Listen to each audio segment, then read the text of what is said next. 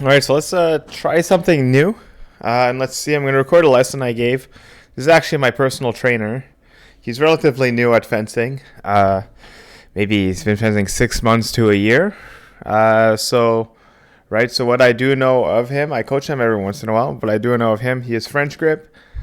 He is very fit, and that's about it. He's French grip and he's very fit. So at least I know that if I push him relatively hard, he probably won't buckle. So the main areas of focus for a student like this is usually going to be focused on technique and general comfort with the motions. So as the lesson starts, nothing too crazy. So this is the warm-up. So you just want to make sure, right? I make sure his extension, he's got a nice about eye level extension, maybe a little bit higher. We're good. See, the on guard is not too bad. Yeah, so basically his foot was pointing a little bit inwards. So I was like, let's point that a bit more straight, because otherwise, without realizing it, you're actually going to be crossing over, just as I explained there. And here, just more. And then here, I throw in some blade takes just to make sure. Oh, right, just to make sure that he's comfortable. And then when we move on here, so this is a little bit him not being used to me, but basically I just want him to extend and step.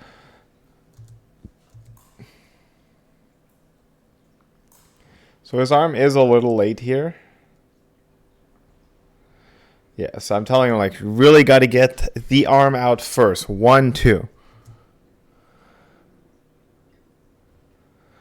Right, so what I'm explaining is that, like, it's as if, like, there's almost a string attached to your foot, and as it extends, your foot can come out with it. I really want the hand to go out first. That's better. So you guys will see here.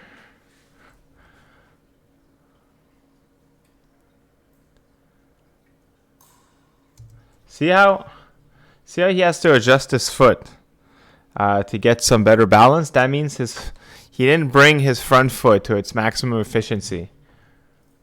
Oh, so now I'm just making a move around.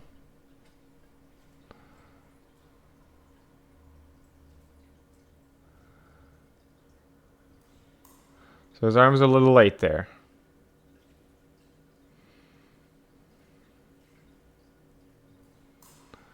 That's a bit better.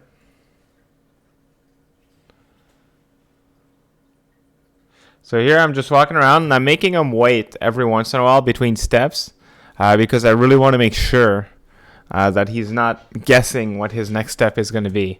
I want him to be able to hold on to it. There you go. See there? So I make him stop. See, he does a half step. So I notice that there. And here I stop. See, he kind of starts the back foot. He still goes in, but he started a little early.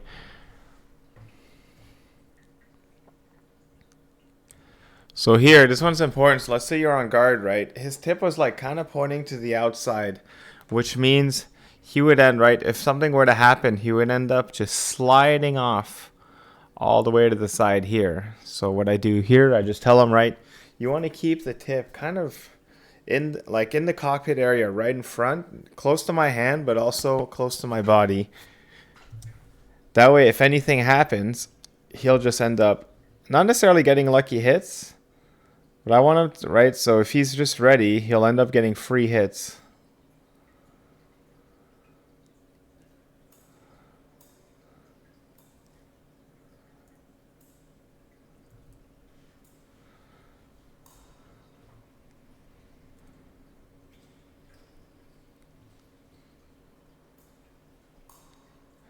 Good. Now we're just throwing in the arm before legs after a step or before a step.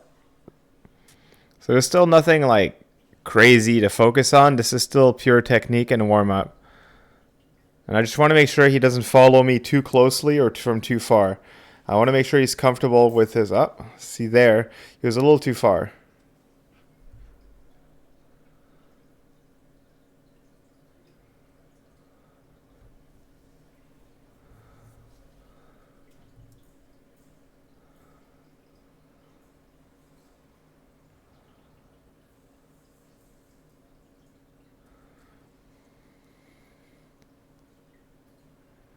Then just more distance control.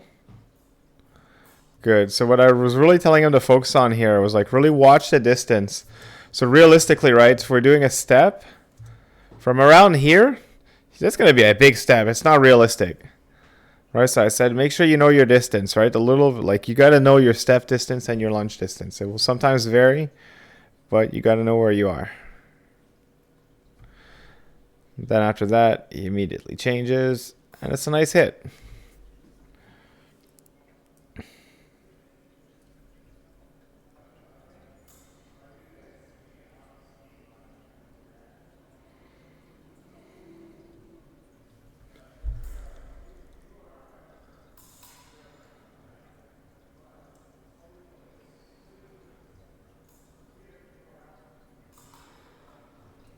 All right, and I'm explaining right within that distance. So right, basically if, right, within that distance, if he's too far, if I show 1, by the time he sees it, it's too late. But if he's at the right distance, you'll see here, by the time he sees it, he just hits me. And even if I commit forward, he will absolutely wreck me.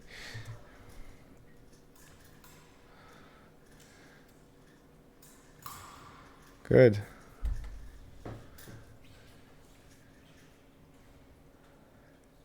So I'm really making sure he stays balanced.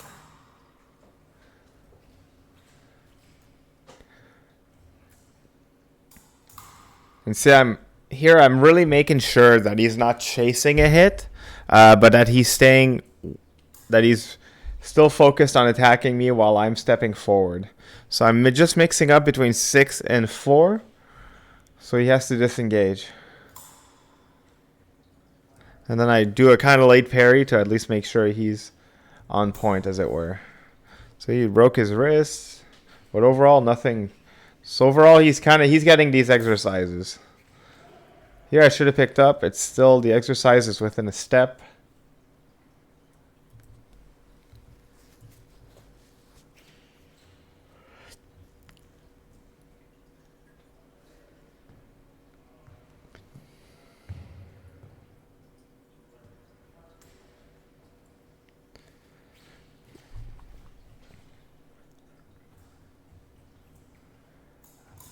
Good. And then here I'm really making sure he finishes his steps.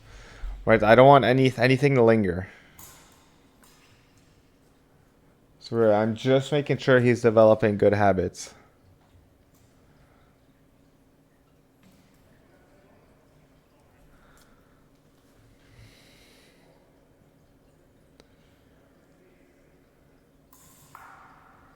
Yeah.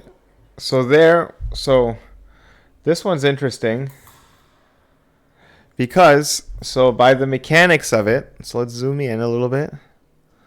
Right, if someone takes 6, right, you go around it. So the motion to go disengage that 6 with the fingers, I'm going to exaggerate it a bit here, but right, you're doing that circle downwards. It's going counterclockwise.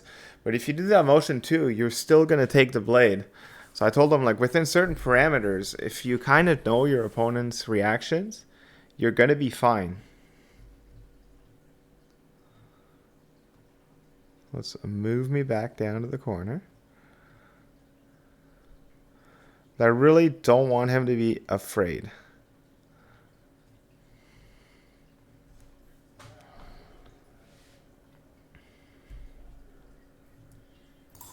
Right, so here we're doing it with the parry 6.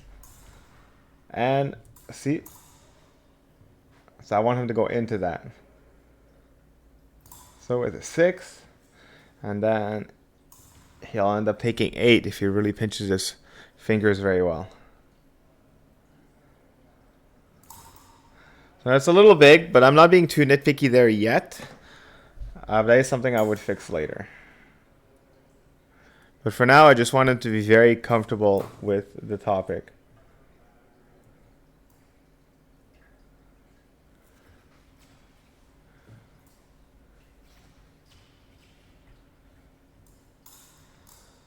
So now we're doing a lot of advanced targets. And what I really want him to recognize, right? I want him to recognize whether he should step or just stand there to hit. Because the difference between like hitting right on the bell guard and just a little bit further, it really means like that your opponent, right? If it's right on the bell guard, it's easy to disengage. If it's a little bit further, you can still disengage, but the odds of your blade being caught are much higher.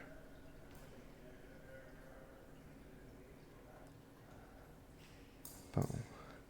So now I just want him to get used in and out and tight disengage. I don't mind if the hand like moves back a bit. I really want him to get comfortable with the finger work. All right, so I'm not being too nitpicky on certain things, but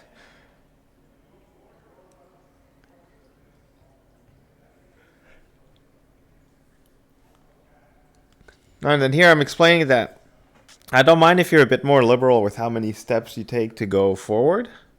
Like be as long as they're small steps. But if you're going backwards, usually it's a bit safer to do bigger steps.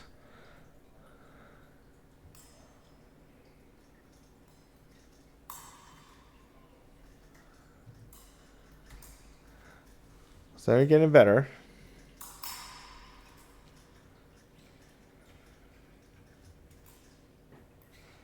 All right, so that step, either the tip wasn't quite sharp enough or the step wasn't quite big.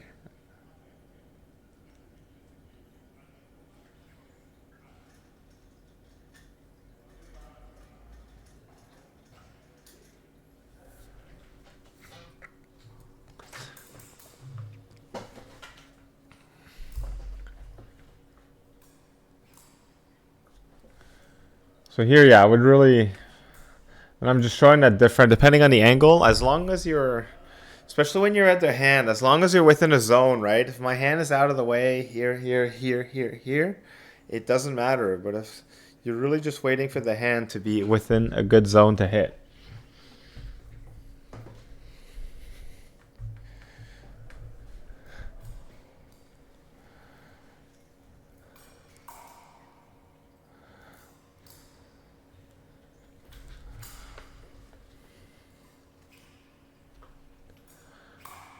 And what I really emphasize is I really want him to keep a limber hand.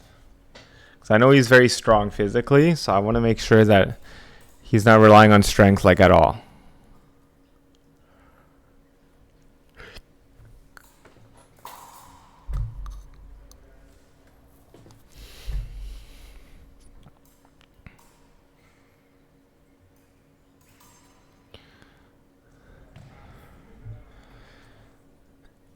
So here, sorry, you had to like, he kind of bounced up. It's very nitpicky.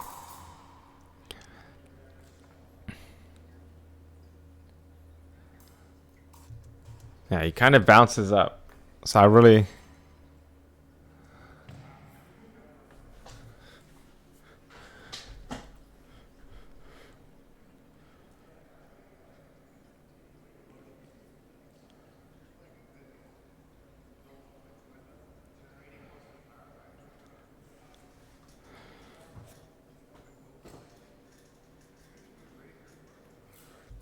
so this is really, I'm explaining that, right? If you're like too lean back, anytime you go forward, right, you're going to have to drag your whole body. But if you're nice and centered, even a little bit forward, and really locked and loaded on your legs, every foot, every step will just slide off.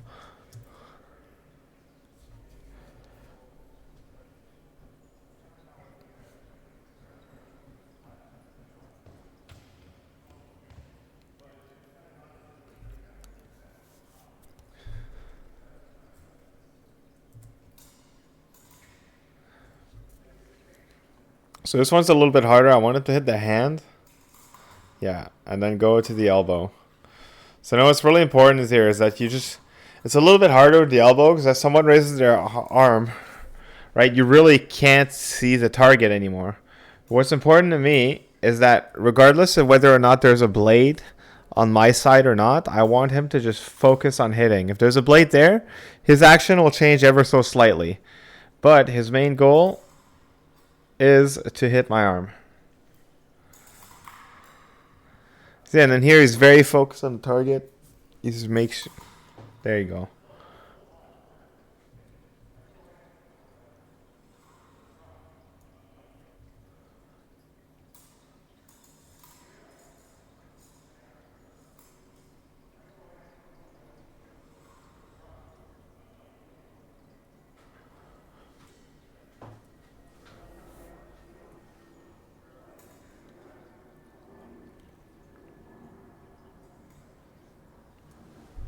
So I'm explaining. So the only real difference, right, is you really have to go for the hit because the hit will just happen. But the only time there's a bit of an exception to make is if you're fencing a lefty, because naturally being on the outside, your six has to be a bit more pronunciated. So that's the only real difference.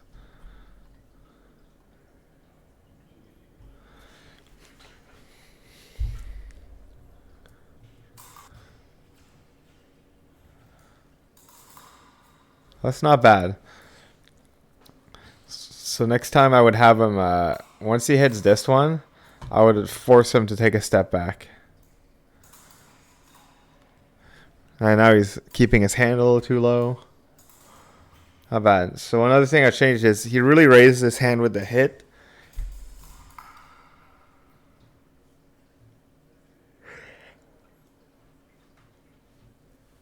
So the high hand is actually a byproduct.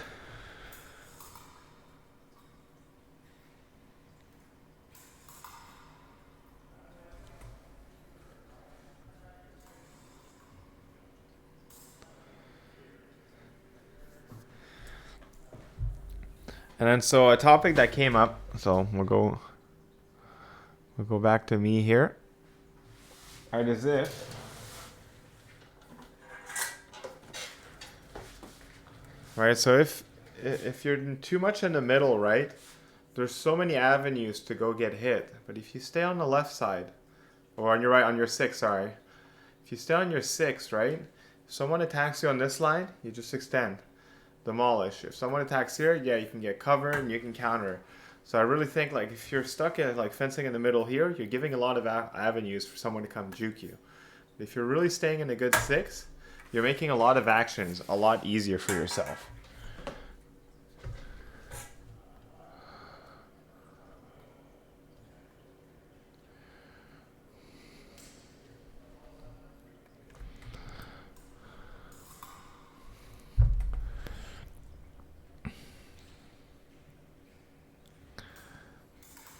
So we're all not bad, but he's still searching for the blade a lot. So that's something I like. The execution is not bad.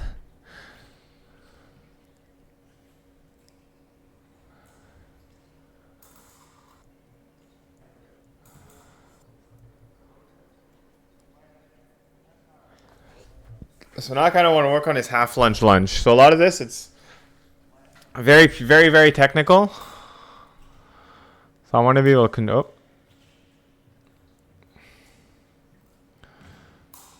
Alright, so his lunge is still a little shallow for me.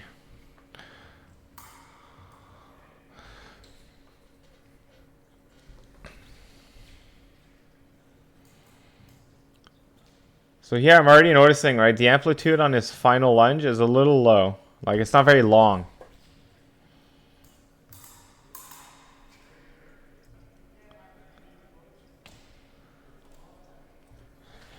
Yeah, so basically what I'm saying here, right, is if his feet are a little too wide apart, right, his half lunge is already going to take so much of his real estate in terms of leg room. So I said, right, like make sure your legs are a little narrower, closer together, but also that your first one doesn't go too deep. You're not doing like a 3/4 lunge, just more of a half lunge, and then that'll leave some room for you to push.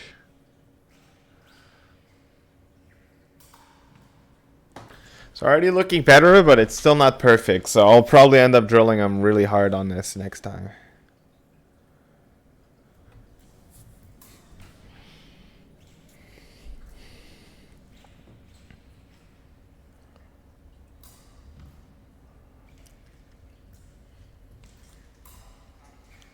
As there, I just want to see if you recognize that he was either late or not. See, he's kind of chasing.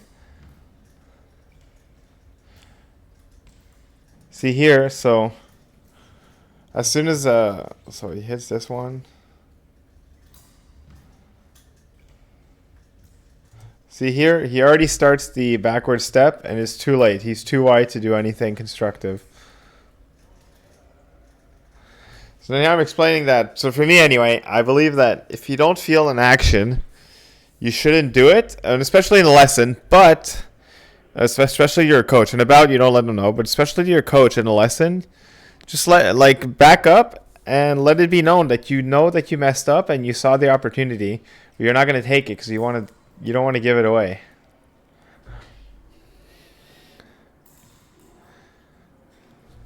And then we're going back to our previous motion, but right, half lunge, lunge, half lunge, lunge. We're doing it with that 6 and 8 again, where your fingers just pinch through and go forward.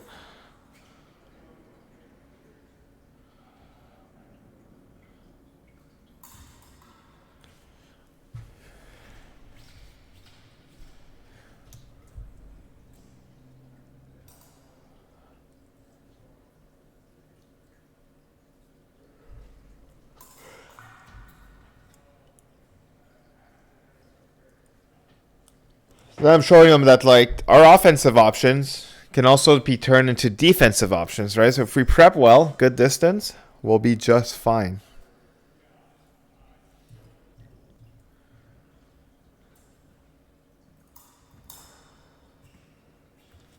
It's not bad. So I'm not being too critical, right? Because I still want him, right? He's still learning, so I don't want to overload him. I just want him to recognize moments, and over time, we get more and more harsh. But for now, right, we just introduced the movement. We still just want to stay relatively relaxed.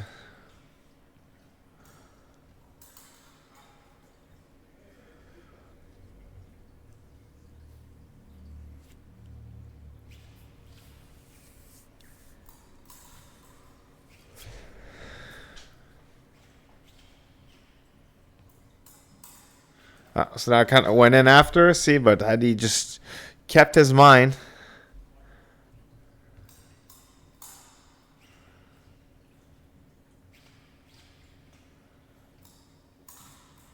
See how he's waving a bit? So I really want him to pick his moment.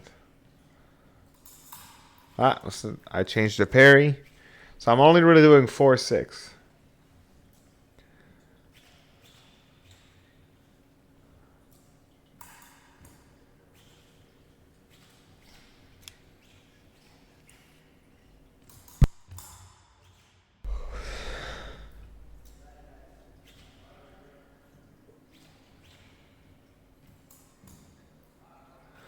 Now we're trying to go a little too fast, but we're progressing. So now just to change the ideas a bit, I'm going to teach him a bit of pattern recognition. Still based on that. So what I'm really trying to do here is I'm going to show a low line, right? Force the opponent to 8. Go show high to the hand, which forces the high reaction, and go disengage in. So I want control and recognition of what is happening. Is it easy? No, but here we are, right? I want him to, right, 8, go high, which draws out the 6. But you'll notice too, right? We can draw out the 6. We can also draw out that 8 opposition. And then really important to me is the hand control and the legs control.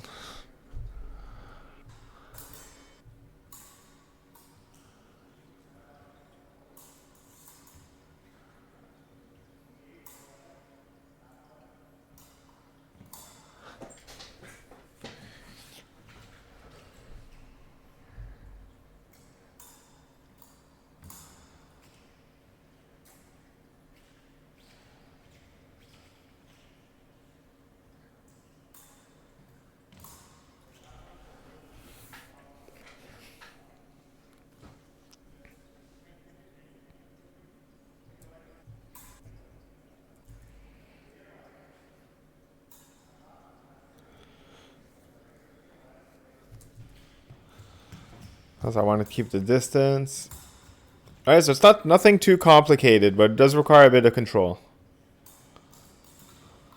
See, now I applied the 8 as well. So right, control, and really like when you know you're in the moment, I want him to feel it.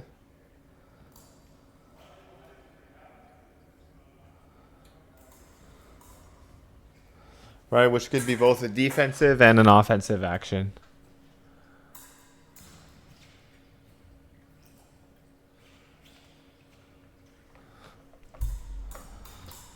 Not bad. It's a little bit big, but overall, he's learning, right? He's still relatively new, so we gotta cut our boy some slack.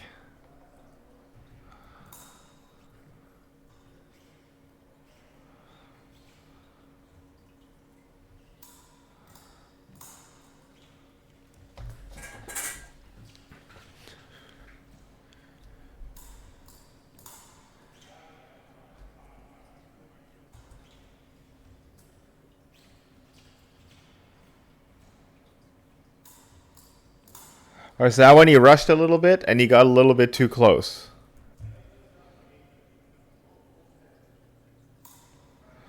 Right, so I'm showing him, right? If on that second one you really lock your arm out, you're gonna be in trouble. Like if your arm's a lever, boom, boom, it's gonna get, your blade is gonna get taken. I'm telling him, like, leave a bit of reservation on your arm there.